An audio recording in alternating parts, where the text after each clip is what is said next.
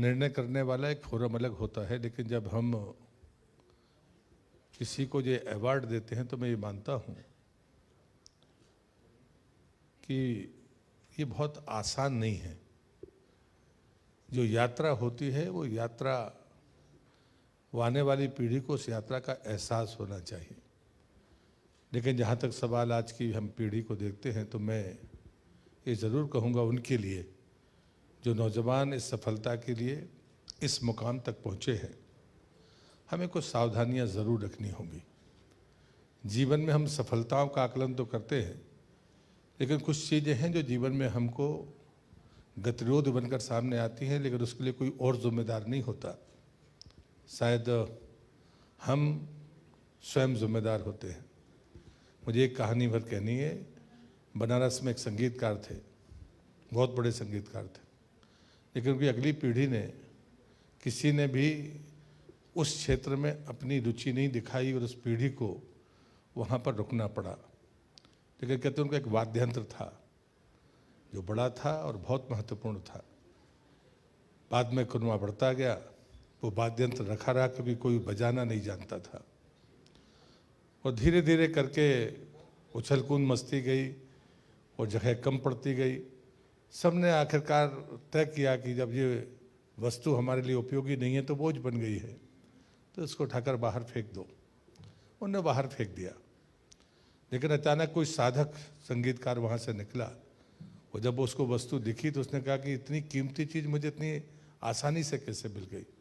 गया, उसने अपने तारार सुधारे और उसको बजाना शुरू किया, तो पूरा क्षेत्र उस स्वर से इतना प्रभावित हुआ कि लोग वहाँ भीड़ लगाने पहुँचे। उस भीड़ में वो लोग भी थे जिनने उस वाद्य यंत्र को फेंका था और उन्होंने कहा कि ये तो मेरा, हमारा है, हमें वापस करिए। तो उस संगीतकार ने जो कहा, उस साधक ने जो कहा, उसने सिर्फ इतना ही कहा कि ये आपका नहीं है, आपने तो फेंक दिया। जो बजाना जानता है वाद्य यंत्र उसका है, जिसकी साधना है, जिसकी समझ है, जो करता है, इसी प्रकार से अधिकार उसी का है। जीवन सबके पास में है, हम सब उसी युग में चलने वाले लोग हैं। मनुष्य को जो जीवन है वो उपहार में मिला हुआ जीवन है, लेकिन अगर हमने उसकी विधा को नहीं जाना तो जिम्मेदार कोई और नहीं होता। चीज़ें उपलब्ध होती हैं लेकिन हम उन्हें प्राप्त नहीं कर पाते। ये लोग वो लोग हैं जिनको जीवन मिला, लेकिन इनको बजाना आया। उनकी साधना ने, उनके त्याग ने, उनके कष्ट ने उन परिस्थितियों को संवारा। ऐसा नहीं है कि बाकी लोग भी नहीं कर सकते हैं, बाकी लोग भी कर सकते हैं, लेकिन उसके लिए वो समझ चाहिए। यदि समझ ऐसी है कि वो वस्तु हमने मानी है तो कभी न कभी बोझ बनेगी और आप उसको उठाकर फेंकेंगे, वो चाहे कितना ही बहुमूल्य हो। लेकिन जिसके समझ है, जिसे आपने कचरे में फेंक दिया, वो उसको अपना भी और समाज का भी हित कर सकता है। और इसलिए मुझे लगता है कि अचीवर्स के बारे में मेरी धारणा सिर्फ यही है, इस कहानी का सार है कि जीवन मिला है वो उपहार के रूप में मिला है। हम उस साधना से अपनी सफलताओं को यहाँ तक पहुँचाते हैं। अवरोध आते हैं, वो अवरोध अगर आने वाली पीढ़ी को एहसास कराए जाए तो शायद लक्ष्यहीन होने की जो समस्या सामने दिखती है नौजवानों के, वो नहीं दिखेगी। लक्ष्य अगर आपका है तो निश्चित रूप से आप प्राप्त करेंगे। लक्ष्य अगर बड़ा है, दूरी ज़्यादा है, तो मानकर चलिए कि गति तेज़ रखनी पड़ेगी। लक्ष्य छोटा है और दूरी कम है तो गति कम होगी, ये स्वाभाविक है।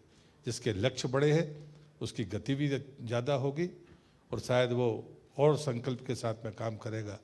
यही मेरी मान्यता है।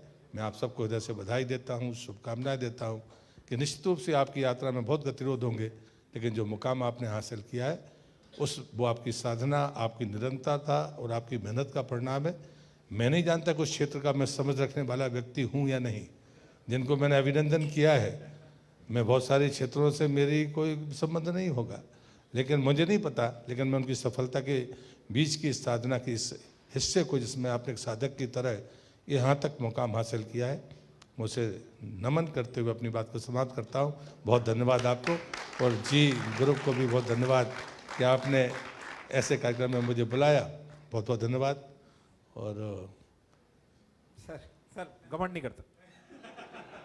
नहीं, आपने बाकी सबके बारे में टिप्पणी की है तो शायद मेरे बारे में भी करेंगे। नहीं सर। इसलिए मैं कहता हूं कि जो नेता और अभिनेता होते हैं जी, तो मैं नहीं पता कि नेता कोई कितनी एक्टिंग कर पाता होगा, लेकिन आप दोनों काम कर पाते हैं, आपको भी बधाई।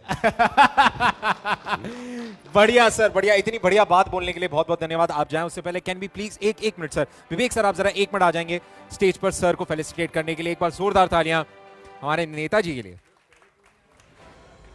हाँ, फिर मंत्री जी के लिए एक बार जोरदार तालियां। Everybody make some noise. Thank you.